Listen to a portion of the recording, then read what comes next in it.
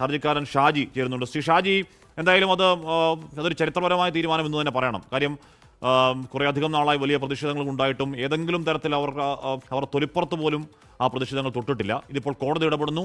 4 ആഴ്ചയെങ്കിൽ 4 ആഴ്ച ടോൾ നിർത്തിവെക്കുന്ന അവർക്കുണ്ടാക്കുന്ന പ്രഹരം അതിഭീകരമാണ്. ഷാജി, അഭിനന്ദനങ്ങൾ ഹർജിക്ക്. Thank you. ഇത് ജനങ്ങളുടെ വിജയമാണ്. ഇത് എന്റെ ഒരു വ്യക്തിപരമായ വിജയമല്ല, ഇത് ജനങ്ങളുടെ വിജയമാണ്. ഒരുപാട് ആളുകൾ ഈ ഗതാഗത കുരുക്കിൽപ്പെട്ട് കഷ്ടപ്പെട്ടിട്ട് ഇന്റർവ്യൂവിന് പോകാൻ പറ്റാത്തവർ, എയർപോർട്ടിൽ ഫ്ലൈറ്റ് മിസ്സായവർ, ഹോസ്പിറ്റൽ സമയത്തിന് എത്താൻ പറ്റാത്ത ആളുകൾ, അങ്ങനെ നിരവധി ഫംഗ്ഷൻസിന് എത്താൻ പറ്റാത്ത ആളുകൾ, അങ്ങനെയുള്ളവരൊക്കെ സങ്കടവും ദുഃഖവും എല്ലാം കോടതി കണ്ടപ്പോഴാണ് ഈ വിജയം വന്നത്. ഇത് ജനങ്ങളുടെ വിജയമാണ്, ഇത് സാധാരണക്കാരുടെ വിജയമാണിത്.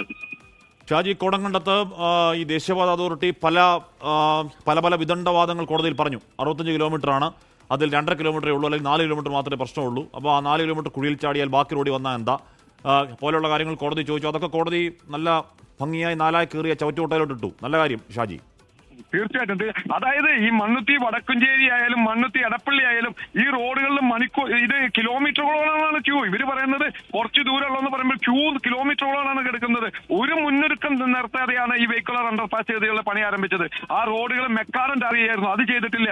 5-6 ദിവസം വെയിൽ കണ്ടിട്ട് പോലും ഇവര് ടാർ ചെയ്തില്ല. കോടതി 1 മാസം സമയം കൊടുത്തു, എന്നിട്ട് പോലും ഒരു ഇടപെടൽ നടന്നില്ല. കളക്ടർ ഇടപെടലുകൾ, വലിയ ഇടപെടലുകൾ ജില്ലാ കളക്ടർ നടത്തി, അദ്ദേഹത്തിന് റിപ്പോർട്ട് കൊടുത്തു. എന്നിട്ട് പോലും ഇവര് ജനങ്ങളോട് ധാർഷ്ട്യമാണ് കാണിച്ചത്. ഇവർക്ക് ജനങ്ങളെയും ഇവിടുത്തെ ഭരണകൂടത്തെയും ഇവർ വെല്ലുവിളിക്കുകയാണ് ചെയ്തത്. അത് എന്തായാലും ഒരു വലിയ വിജയമാണിത്.